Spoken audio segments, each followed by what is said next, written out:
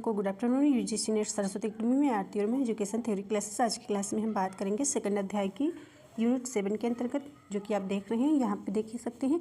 Unit आपका जो है 7 है, ठीक है। शिक्षण शास्त्र, प्रौढ़ शिक्षा, विज्ञान तथा मूल्यांकन। तो इसके अंतर्गत आप सेकंड अध्याय पढ़ रहे हैं मूल्यांकन, ठीक है। मूल्यांकन पढ़ रहे हैं जिसमें आपको पढ़ना है मूल्यांकन का अर्थ, मूल्यांकन की प्रकृति, ठीक है। और ये आपकी हेडिंग्स है और मूल्यांकन के अंतर्गत आप देख रहे हैं ये सारी हेडिंग्स हैं, ठीक है। और आप देखेंगे उद्देश्यों एवं परिणामों में संबंध, अधिगम के क्षेत्रों का मूल्यांकन। तो लास्ट हेडिंग जो आपकी है इसको हम आज की क्लास में कवर करेंगे, शैक्षिक उद्देश्यों का वर्गीकरण एवं मूल्यांकन। तो यहाँ पे बात करा गया है शैक्षिक उद्देश्य यानी कि शिक्षण के उद्देश्य, ठीक है। शिक्षण के उद्देश्य, ठीक है। शिक्षण के उद्देश्य के बारे में हम बात करेंगे जो 3 भागों में विभाजित किया गया है ब्लूम के अनुसार, ठीक है। ब्लूम के अनुसार जो है शिक्षण के उद्देश्य दिए गए हैं, 3 भागों में विभाजित किया गया है, ठीक है। तो शिक्षण के उद्देश्य के बारे में हम बात करेंगे। एक होता है संज्ञानात्मक, ठीक है, और एक भावात्मक, और एक जो होता है क्रियात्मक पक्ष होता है जिसे हम साइकोमोटर बोलते हैं, मनोदैहिक भी बोल सकते हैं, बहुत सारे नाम होते हैं, ठीक है, जो आपको ध्यान रखना है। संज्ञानात्मक, भावात्मक और जो है क्रियात्मक पक्ष, या संज्ञानात्मक को ज्ञानात्मक पक्ष भी बोल सकते हो। और आपको क्या ध्यान रखना है इसमें थोड़ा और आपको बता, ये जो आपका मोस्ट इंपॉर्टेंट ये है आपके लिए, आप सभी स्टूडेंट के लिए, ठीक है। ये टॉपिक जो आपको दिया गया है, तो ये जो दिया गया अधिगम के लिए मूल्यांकन, ठीक है। तो इसका मतलब हो गया जैसे कि ये जो है आपका फॉर्मेटिव के अंतर्गत जो है ये प्रयोग होता है, ठीक है। अधिगम के लिए मूल्यांकन यानी कि असेसमेंट फॉर लर्निंग, ठीक है, इसे कह सकते हो असेसमेंट फॉर लर्निंग, ठीक है, फॉर लर्निंग आप कह सकते हो। और ये जो सेकंड नंबर पे दिया गया अधिगम का मूल्यांकन, तो असेसमेंट ऑफ लर्निंग कह सकते हो, ठीक है, जो सुमेटिव, ठीक है, सुमेटिव में जो है प्रयोग किया जाता है, सुमेटिव के जरिए, ठीक है, यानी कि जो है युगात्मक आप बोल सकती हो। और ये जो होता है अधिगम के रूप में मूल्यांकन, तो इसका मतलब होता है असेसमेंट एज ए लर्निंग, ठीक है, एज ए लर्निंग कह सकते हो। तो ये जो हो जाएगा इसमें क्या आता है यानी सेल्फ जो है मूल्यांकन हो जाएगा असेसमेंट, ठीक है। ये सुमेटिव असेसमेंट हो जाएगा इसमें सुमेटिव, ठीक है, ये ध्यान रखिएगा ये। और इसको डिटेल में हम अगली क्लास में कवर करेंगे, ठीक है। जो इसी सेकंड अध्याय की जो सेकंड क्लास आपकी हम लेकर के आएंगे उसमें बात करेंगे। आज की क्लास में हम जो है सिर्फ आपको बताएंगे कि जो है शैक्षिक उद्देश्य यानी शिक्षण के उद्देश्य ब्लूम के अनुसार।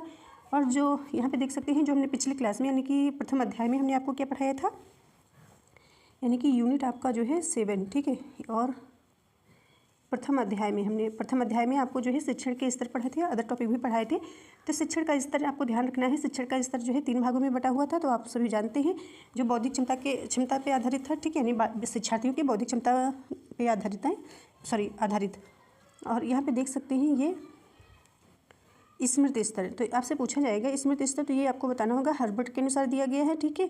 और ये जो है इसमें क्या होता है यानी कि आप थोड़ा थ्योरी भी पढ़ लीजिए। तो तथ्यों को याद करने पर बल दिया जाता है, पहाड़े हो गए, कविता हो गया, यानी रटने पर बल दिया जाता है स्मृति स्तर पर, ठीक है। छोटे बालकों को जो है जो टेबल वगैरह पढ़ाया जाता है यानी कि छोटे बच्चों को, और टीचर जो है इसमें सक्रिय होता है, टीचर ही जो है मेन बिंदु होता है, ठीक है। और इसमें जो है आपको ध्यान रखना है हर्बर्ट के अनुसार 5 सोपान, ठीक है। तो ये 5 सोपान आपके दिए गए हैं, तैयारी, प्रस्तुतिकरण और जो है तुलनात्मक और सामान्यीकरण उपयोग, ये हमने आपको पढ़ाई दिया था पिछली क्लास में। इसके बाद आप सेकंड नंबर पे देखेंगे बौद्ध स्तर, ठीक है। तो बौद्ध स्तर जो है मॉरिसन के अनुसार दिया गया है। और ये भी आपको ध्यान रखना है शिक्षण का स्तर जो है आपसे पूछा जाए कि किसने दिया, तो आपको बताना है मॉरिस के अनुसार, ठीक है, यानी कि शिक्षकों की बौद्धिक क्षमता पर आधारित है शिक्षण का स्तर। और ये बौद्ध स्तर जो आपको दिया गया है मॉरिसन के अनुसार दिया गया है शिक्षण का स्तर, ठीक है। इसमें क्या होता है बौद्ध स्तर को हम क्या बोलते हैं, यानी कि विचार विमर्श से बोलते हैं, विमर्शी चिंतन भी बोल सकते हो, या अंडरस्टैंडिंग बोल सकते हो, समझ भी बोल सकते हो। तो ये क्या होता है, ये छात्रों की समझ पर जो है बल दिया जाता है, समझ पर आधारित होता है। और यहाँ पे क्या देखेंगे, और सोपान देखेंगे बौद्ध में, ठीक है। ये जो बौद्ध स्तर है इसमें भी आपके 5 सोपान दिए गए हैं, इनको भी आपको ध्यान रखना है। अन्वेषण, प्रस्तुतिकरण, अनुकूलन और ये अभिव्यक्त करना, या कह सकते हो इसको क्या अभिव्यक्त करना ही कह लीजिए। और फिर आपका आता है चिंतन स्तर। चिंतन स्तर क्या होता है, चिंतन स्तर तो ये जो है रिफ्लेक्टिव लेवल होता है, यानी कि विमर्शी चिंतन होता है, ठीक है। ये जो है समस्याओं के बारे में जो है सोचने और चिंतन करने पर जो है बल दिया जाता है, या तर्क करने पर बल दिया जाता है, ये ध्यान रखिएगा, ठीक है। विमर्शी चिंतन भी इसको बोलते हैं। और बौद्ध स्तर को जो है विचारात्मक बोलते हैं, समझ के सकते हो। और ये किसी समस्या पर चर्चा करना होता है, ठीक है। चिंतन स्तर जो होता है किसी समस्या पर चर्चा करना होता है। तो ये इसको आपको याद कैसे करना है वो भी हम आपको बताएंगे। इसमें पहले ध्यान रखना है ये सोपान हंट के अनुसार जो ये सोपान दिए गए ये ध्यान रखना है। समस्या उत्पन्न करना, परिकल्पना का निर्माण और मूल्यांकन, निष्कर्ष, कार्य योजना, तो ये ध्यान रखना है, अच्छे से आपको कवर करना है।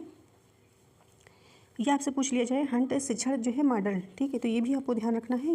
ये पॉइंट जो हमने लिखा हुआ है, ठीक है, ये भी आप सभी स्टूडेंट को ध्यान रखना है। स्मृत स्तर मॉडल, ठीक है, यानी मेमोरी। तो ये सारे पॉइंट्स इंपॉर्टेंट है और इसमें इस प्रकार से आपको ध्यान रख लेना है कि स्मृत स्तर छोटे बालकों पे की बौद्धिक क्षमता पे आधारित होता है, ठीक है। जैसे इस प्रकार से मान लीजिए कि ये जो है 5 वर्ष का बालक हो गया जो रटने पर बल देता है, ठीक है, जो प्राइमरी क्लास होती है, इसको जो है माध्यमिक इस क्लासेस आप बोल सकते हो, ठीक है, यानी कि कह सकते हो इस प्रकार से समझिए। स्मृति स्तर को इस प्रकार से समझ सकते हो, जो प्राथमिक जो है क्लासेस होती हैं, प्राथमिक स्तर की जो शिक्षाएं होती हैं, ठीक है, ये माध्यमिक स्तर की जो शिक्षाएं होती हैं इस प्रकार से आप समझ सकते हो, ठीक है।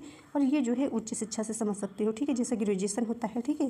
और ये माध्यमिक शिक्षा जैसे कि हाई स्कूल इंटर हो गया, ठीक है, इस प्रकार से। और प्राथमिक या प्रारंभिक शिक्षा होती है, इस प्रकार से आप समझ सकते हो कि ये रटने पर बल दिया जाता है, ये जो है समझ पर बल दिया जाता है, और ये चिंतन पर खुद से बालक जो है चिंतन करता है किसी समस्या का। तो इस प्रकार से आप समझ सकते हो। आई होप आप सभी स्टूडेंट को समझ में आया होगा। जिन बच्चों ने पिछली क्लास नहीं देखी है तो यहीं से समझ लीजिएगा, ठीक है। और जितनी बार पढ़िएगा रिवीजन करिएगा, रिवीजन होता जाता है आपका और जो है याद होता चला जाता है आपको। तो जितनी बार पढ़ सके उतनी बार पढ़िए। मूल्यांकन क्या होता है ये सब कल की क्लास में हम कवर करेंगे, ठीक है। मापन भी बताएंगे, आकलन बताएंगे, मूल्यांकन बताएंगे, सारे टॉपिक्स हम कवर करेंगे।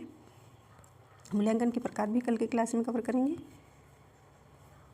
और ये यहाँ पे देख सकती हैं, यहाँ से देखिए, इस शिक्षण के उद्देश्य के बारे में हम आज की क्लास में कवर करेंगे। यहाँ से देख सकते हैं सबसे पहले, तो यहाँ से देखिए, तो ब्लूम का शैक्षिक शिक्षण, ठीक है, यानी शैक्षिक या शिक्षण का उद्देश्य वर्गीकरण देख सकते हो। तो शिक्षण उद्देश्य हो गया, अंग्रेजी भाषा में 3H बोला जाता है, ये भी ध्यान रखना है। शिक्षण के उद्देश्य 3 भागों में विभाजित है, जो आप देख पा रहे हैं आप सभी स्टूडेंट। एक हो जाता है ज्ञानात्मक उद्देश्य, जिसे कॉग्निटिव कहते हैं, या आप इसको कह सकते हो संज्ञानात्मक, ठीक है, संज्ञानात्मक आप बोल सकते हो आप सभी स्टूडेंट। ये नाम आप ज़्यादा याद रखिएगा, ठीक है। और भावात्मक इफेक्टिव हो जाएगा, क्रियात्मक हो जाएगा साइकोमोटर, या इसको आप क्या बोलोगे मनोदैहिक बोल सकते हो, ठीक है। मनोदैहिक या मनोसंचालक बोल सकते हो, संचालन, ठीक है। ये शारीरिक गतिविधि या कौशल से संबंधित होता है, ये ध्यान रखना है। और इसमें आपको क्या ध्यान रखना है पॉइंट्स, ये हेड हो जाएगा, ठीक है, यानी कि सिर से संबंधित, ठीक है, यानी ज्ञानात्मक समझ पे बल देता है। और ये हार्ट भावात्मक हो जाएगा, ये हैंड हो जाएगा, क्रियात्मक पक्ष हो जाएगा। तो इसमें आपको क्या ध्यान देना है, जैसे कि हमने आपको शिक्षण के स्तर बताए, ठीक। तो शिक्षण के स्तर में हमने आपको स्मृति स्तर बताया, ठीक है, जो आपको ध्यान रखना है इस पे आधारित हो जाएगा। भावात्मक ये जो है आपका कौन सा था, बोध स्तर हमने आपको बताया, ठीक है। और एक हमने आपको चिंतन स्तर बताया, ठीक है, चिंतन स्तर, ठीक है। तो ये स्मृति स्तर आपका जो है हर्बर्ट के अनुसार था, बौद्ध स्तर आपका मॉरिसन के अनुसार था, चिंतन स्तर किन के अनुसार था, हंट के अनुसार था। ये आपको ध्यान रखना है आप सभी स्टूडेंट को। तो इसी प्रकार से यहाँ भी आपको ध्यान रखना है, ठीक है। ये जो ज्ञानात्मक उद्देश्य ब्लूम के द्वारा दिया गया है, भावात्मक उद्देश्य जो है ये केरथवाल के अनुसार दिया गया है, क्रियात्मक ये जो है सिप्सन के अनुसार दिया गया है। तो ये सारे पॉइंट्स आपको याद रखने हैं, अच्छे से कवर करना है। तो यहाँ पर क्या ध्यान रखना है आपको, इसको डिटेल में। यहाँ पर आपने देखा कि जो है ये सोपान कह सकते हो, चरण कह सकते हो। तो ये भावात्मक के अनुसार, ये क्रियात्मक पक्ष के अनुसार। तो ये ज्ञानात्मक उद्देश्य जो है ब्लूम के अनुसार जो है 1956 हो गया, और भावात्मक क्या हो गया केरथवाल के अनुसार, ब्लूम युवा केरथवाल के अनुसार जो है 1964। ये भी आप देख लीजिए सिप्सन के अनुसार। तो आई होप आप सभी स्टूडेंट को समझ में आ रहा होगा, नहीं आया है तो भी डिटेल में यहाँ से समझ सकते हैं आप सभी स्टूडेंट। तो यहाँ पर आपको क्या देखना है, सबसे पहले जान लेना है कि ब्लूम का शैक्षिक उद्देश्यों का वर्गीकरण, ठीक है, ब्लूम के अनुसार। तो ब्लूम ने जो है 1956 में शिक्षण या अनुदेशात्मक उद्देश्य को 3 भागों में विभाजित किया है, बाटा कह सकते हो, जिसे अंग्रेजी भाषा में 3H भी कहा जाता है, ठीक है। 3H आप देख सकते हैं, हेड हो गया ज्ञानात्मक या संज्ञानात्मक आप कह सकते हो, ठीक है, कॉग्निटिव कह सकते हो, हार्ट यानी भावात्मक, ठीक है, इफेक्टिव, और हैंड जो हो गया मनोसंचालित, ठीक है, या क्रियात्मक ज्ञान क्षेत्र कह सकते हो, या साइकोमोटर आप कह सकते हो। अदर नाम आपको भी याद रखने हैं सभी स्टूडेंट को। तो ज्ञानात्मक या संज्ञानात्मक पक्ष क्या है, तो ज्ञान और बुद्धि से संबंधित होता है, ये ध्यान रखना है आपको। रख लेना है कि संज्ञानात्मक या ज्ञानात्मक पक्ष ज्ञान और बुद्धि से संबंधित होता है। भावात्मक क्या होता है, इफेक्टिव, ये जो है भाव विचारों से संबंधित होता है, मनोवृत्तियों से संबंधित होता है, भावनाओं से संबंधित होता है। साइकोमोटर क्रियात्मक पक्ष, या इसे कह सकते हो साइकोमोटर और मनोसंचालित, ठीक है, मनोसंचालित या दैहिक जो है क्रिया, ठीक है, कह सकते हो। तो यानी शरीर से संबंधित होता है, शारीरिक गतिविधि, जो शारीरिक गतिविधि होती है, या कौशल कह सकते हो, गतिविधियों से संबंधित होता है, शारीरिक कौशल और गतिविधियों से संबंधित होता है। तो आप सभी स्टूडेंट को समझ में आता होगा, ठीक है, अच्छे से हमने समझाने का प्रयास करा हुआ है। और यहाँ पे आपको क्या देखना है, यहाँ से स्टार्ट करेंगे। यहाँ पे थोड़ा जो आपका शेष रह गया थोड़ा उसको हम बताते चलते हैं इसी क्लास में, इसी टॉपिक के अंतर्गत। तो यहाँ पे देख सकते हैं, जैसे कि ये देख सकते हैं ज्ञानात्मक उद्देश्य के अंतर्गत आएगा आपका, या संज्ञानात्मक हमने बार बार बोला हुआ है, संज्ञानात्मक भी याद रखिएगा, कॉग्निटिव, ठीक है। तो यहाँ पे क्या है, ये चरण जो दिए गए होंगे आपके, ठीक है, क्षेत्र कह सकते हो, कॉग्निटिव में कुछ भी आप कह सकते हो, उद्देश्य या क्षेत्र, ठीक है, या पक्ष। तो यहाँ पे क्या है, ज्ञान, ठीक है। तो ज्ञान जो होगा ये निम्न स्तर का होगा, बोध क्या होता है, ये भी निम्न, और ये उच्च स्तर, ठीक है, यानी कि ये उच्च मूल्यांकन होगा। तो ये ब्लूम के अनुसार 1956 के अनुसार ये जो है क्षेत्र दिया गया है, ठीक है। और आपको क्या देखना है, इन्होंने जो संशोधन किया हुआ है, तो दूसरा आपको देखना है, ध्यान देना है, ज्ञानात्मक के अंतर्गत जो संशोधन के अनुसार 2001 के तहत, इसके अंतर्गत आपको क्या देखना है, तो इसमें चेंज हुआ है, ठीक है। तो इसमें याद रखना है आपको, इसमें पहला आएगा याद करना, ठीक है। तो आपको ध्यान रखना है, याद करना आएगा फर्स्ट नंबर, ठीक है, जो निम्न स्तर होगा। फिर समझना आपका आ जाएगा, ठीक है, इसको लिखते चलिएगा, समझना 2 नंबर पे। फिर आपका आ जाएगा लागू करना, 3rd नंबर पे लागू करना हो जाएगा। फिर 4th नंबर पे हो जाएगा विश्लेषण करना, ठीक है, विश्लेषण करना हो जाएगा। 5th नंबर पे आपका हो जाएगा मूल्यांकन, ठीक है, मूल्यांकन। फिर आपका 6th नंबर पे हो जाएगा सृजन, ठीक है, यानी नया निर्माण करना, ठीक है, सृजन या निर्माण करना। तो यहाँ पे आपको क्या ध्यान रखना है, जहाँ पे ज्ञान दिया गया है यहाँ पे आपको कर देना है याद करना, ठीक है। जो बोध दिया गया है यहाँ पे समझना कर देना है। फिर आपका सेम यही रहेगा, यहाँ पे प्रयोग की जगह पे जो है कर देना है लागू करना, ठीक है, लागू करना। और ये जहाँ पे संश्लेषण दिया गया यहाँ पे आपको मूल्यांकन कर देना है, और मूल्यांकन की जगह पे आपको क्या कर देना है, सृजन या निर्माण, ठीक है। इस प्रकार से आप सभी स्टूडेंट जो है ध्यान रखिएगा, समझने का प्रयास करिएगा। ये भी जो है क्रेथवाल के अनुसार है, ठीक है, क्रेथवाल के अनुसार। तो आपको ये सीक्वेंस में याद होने चाहिए, सभी पॉइंट्स आपको याद कर लेने हैं। और याद कैसे करने हैं, जैसे कि ये आप रट लीजिएगा 3 इस प्रकार से, ठीक है, ज्ञान, बोध, प्रयोग। फिर आपको याद कर लेना है विश्लेषण, संश्लेषण, मूल्यांकन। और जो संशोधन वाला है 2001 का, ठीक है, उसको आपको किस प्रकार से याद कर लेना है, जैसे कि हमने आपको बता ही दिया है। तो उसमें भी आपको याद कर लेना है कि याद सबसे पहले हो जाएगा याद करना, फिर जो है याद करना, समझना, प्रयोग करना, लागू करना, ठीक है, यानी कि याद करना, समझना, लागू करना, फिर जो है विश्लेषण हो जाएगा, फिर जो है मूल्यांकन हो जाएगा, फिर सृजन करना हो जाएगा। इस प्रकार से याद कर लेना है। और ये इसके अंतर्गत आपको क्या याद करना है, सबसे पहले याद कर लीजिए ग्रहण करना, ठीक है, या रिसीव करना कह सकते हो, अनुक्रिया या उत्तर देना कह सकते हो। फिर लास्ट का आप याद कर सकते हो चरित्र निर्माण, ठीक है। और क्रियात्मक के अंतर्गत अनुकरण याद कर लीजिएगा। फिर कार्य करना या संचालन याद कर सकते हो, ठीक है।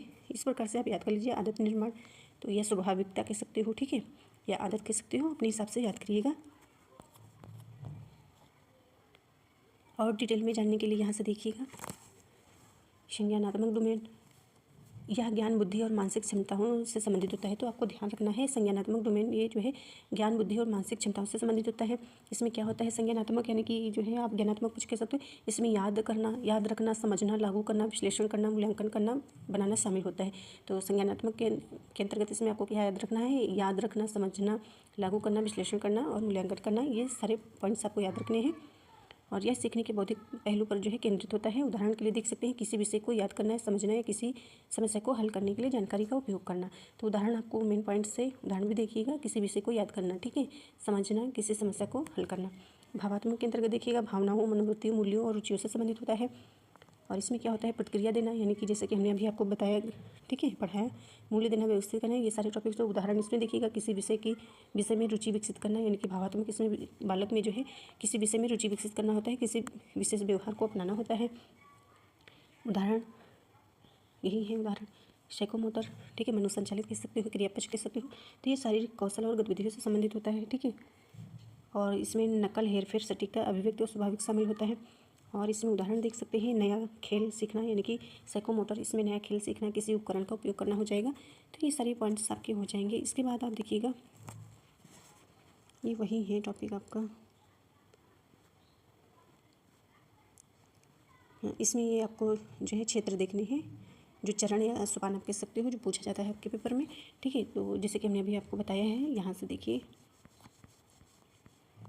जैसे कि ये हमने आपको बताया, ठीक है, शिक्षण के उद्देश्य के ये 3 भागों में विभाजित हो गया, ठीक है। अब इसके अंतर्गत ये क्षेत्र हो गए, या सोपान आप कह सकते हो, ये निम्न स्तर, ये उच्च स्तर, ठीक। इनके जो है डिटेल में इनके बारे में बोला गया है, बताया गया है, ठीक है, कि क्या है, इसका अर्थ बताया गया है। जैसे कि आपको शिक्षण के स्तर के अंतर्गत बताया गया था पंचपदी प्रणाली के अनुसार, जो सारे हमने आपको बताए थे। तो यहाँ पे आपको क्या ध्यान देना है, संज्ञानात्मक क्षेत्र इसमें क्या होता है, ज्ञान और बौद्धिक कौशल के विकास पे केंद्रित। तो यहाँ पे आप सभी जानते ही हैं, पढ़ा है। ज्ञान क्या होता है, ज्ञान जो है जानकारी को याद रखना और दोहराना होता है। जब आपको ज्ञान के बारे में पता होगा तो आप अच्छे से समझ पाएंगे, तभी आप जो है, आप सभी स्टूडेंट तभी समझ पाएंगे। तो ज्ञान जानकारी को याद करना होता है, दोहराना कर सकते हो। समझ क्या होता है, जानकारी को समझना और जो है व्याख्या करना। अनुप्रयोग क्या होता है, जानकारी को वास्तविक जीवन की स्थितियों में जो है लागू करना। विश्लेषण, जानकारी को अलग अलग भागों में तोड़कर समझना। ये मेन पॉइंट्स दो आप रट लीजिएगा, ठीक है। विश्लेषण का मतलब हो जाता है जानकारी या समस्या को अलग अलग भागों में तोड़कर समझना। विश्लेषण, कहीं भी विश्लेषण शब्द आपका लिखा हो तो आपको ध्यान देना है, कोई जानकारी हो उसको अलग अलग भागों में विभाजित करके तोड़ करके आपको समझना होता है। या किसी समस्या को कह सकते हो, कोई समस्या है उसको अलग अलग भागों में तोड़कर समझना। विश्लेषण, अलग अलग भागों को मिलाकर जो है एक नई चीज़ का निर्माण करना, ठीक है। यानी कि कोई समस्या है तो उसका समाधान आप कर सकते हैं, उसका नया जो है समाधान खोज सकते हैं, ठीक है। और मूल्यांकन क्या होता है, जानकारी की गुणवत्ता और मूल्य का निर्धारण करना होता है। मूल्यांकन का मतलब हो गया, जैसे कोई आपको मूल्यांकन अभी हम पढ़ाएंगे तभी आपको बता देंगे, ठीक है। और यहाँ से जानकारी की गुणवत्ता, जिससे कि आपने कोई स्किल सीखा, यूनिट आपने पूरा पढ़ा और उसका जो है हमने टेस्ट लिया, ठीक है, कि आपने कितना समझा, कितना समझ में आया, ठीक है। मूल्य का निर्धारण करा, हमने टेस्ट लिया। भावात्मक क्षेत्र, यह क्षेत्र भावनाओं और मूल्यों, प्रशंसा, उत्साह, प्रेरणा और दृष्टिकोण के विकास पर केंद्रित होता है। तो इसमें ये पॉइंट्स देखना है, स्वीकार करना है, एक्सेप्ट करना, ठीक है, या आग्रहण करना कह सकते हो, कुछ भी लिखा हो सकता है। स्वीकार करना, एक्सेप्ट करना या आग्रहण करना। तो किसी विचार या अवधारणा को स्वीकार करना हो जाएगा। उत्तर देना, यानी कि रिस्पॉन्स जो है उत्तर देना है या प्रतिक्रिया देना कह सकते हो। यहाँ पे किसी विचार या अवधारणा के प्रति जो है प्रतिक्रिया देना। मूल्यवान बनाना, किसी विचार या अवधारणा को महत्वपूर्ण समझना। संगठित, मूल्यों को व्यवस्थित करना। चरित्र निर्माण, अपने मूल्यों के अनुसार व्यवहार करना। मनोप्रेरक, साइकोमोटर डोमेन क्या हो जाएगा, तो इसमें आप देख सकते हैं अनुकरण करना, ठीक है। किसी क्रिया को देखना और उसकी नकल करना, ठीक है, यानी कि कोई चीज़ आप देख रहे हैं, ठीक है, उसकी नकल करना। अभिव्यक्ति, किसी क्रिया को सहजता से करना। प्रवृत्ता, किसी क्रिया को कुशलता से करना। साफ सुथरा करना, किसी क्रिया को बिना किसी प्रयास के करना। अनुकूलन, किसी क्रिया को अलग अलग जो है परिस्थितियों में लागू करना। फिर आता है निर्माण हो गया, इसमें किसी नई क्रिया या तकनीकी का जो है निर्माण करना। तो ये आप सभी स्टूडेंट को समझ में आ गया होगा, सारे पॉइंट्स इंपॉर्टेंट हैं और इसमें हम आपको बता रहे हैं आपको क्या क्या इंपॉर्टेंट है आपके लिए। तो जो भी हमने आपको पढ़ाया सारा मोस्ट इंपॉर्टेंट है, फर्स्ट पेपर में भी पूछा जाता है। और इसमें आपको क्या ध्यान देना है, जैसे कि हमने 7 यूनिट आपको पढ़ाया है, ठीक है, 7 यूनिट हमने आपको पढ़ाया है। इसमें 2 क्लासेस हो गई आज की क्लास में ला करके, ठीक है। तो आप इतना पढ़ लीजिएगा, फिर भी इसमें से बहुत सारा आपका टॉपिक्स आ जाएगा पेपर में, ठीक है। और आपकी 6 यूनिट कितनी बच रही हैं, 3 यूनिट बच रही हैं, यानी कि 8, 9, 10 वो भी हम कवर करने की कोशिश करेंगे, ठीक है। और आप इसमें क्या करना है, आप सभी स्टूडेंट को आपको जो है फर्स्ट पेपर और सेकंड पेपर, तो सेकंड पेपर को भी आप पढ़िए, ठीक है, और फर्स्ट पेपर को भी पढ़िए। इसको समय जो है फर्स्ट पेपर को आप थोड़ा कम समय दे सकते हैं, 3 से या 4 घंटे दे सकते हैं। फिर सेकंड पेपर को जो है आप 4 से जो है 5 से 6 घंटे आप जरूर दीजिए, ठीक है। 6 घंटे तो आप दीजिए ही दीजिए, ठीक है। और फर्स्ट पेपर को आप जो है 3 से 4 घंटे दे सकते हैं। और PYQ को भी जो है PYQ भी जो है आप क्या कर सकते हैं, 200 PYQ आप जो है डेली कर सकते हैं समय के हिसाब से, ठीक है। इसमें जो है 50 ही PYQ कर सकते हैं, ठीक है, क्योंकि आपको तरीका आना चाहिए, ठीक है। या इसमें 100 ही PYQ कर सकते हो, यानी 150 डेली PYQ आप कर सकते हो। 100 PYQ आप इसमें कर सकते हो, 50 इसमें आपका प्रैक्टिस हो जाएगा, ठीक है। यदि आपको थ्योरी याद है, क्वेश्चन याद है, पर आप जो है फास्ट नहीं कर पाएंगे, क्वेश्चन को आपको फास्ट पढ़ना आना चाहिए, ठीक है। फिर आपको उसमें से जो है छांटना आना चाहिए, कौन सा आपका ऑप्शन सही है कौन नहीं सही है, ठीक है, तभी आप कर पाएंगे। और थैंक यू।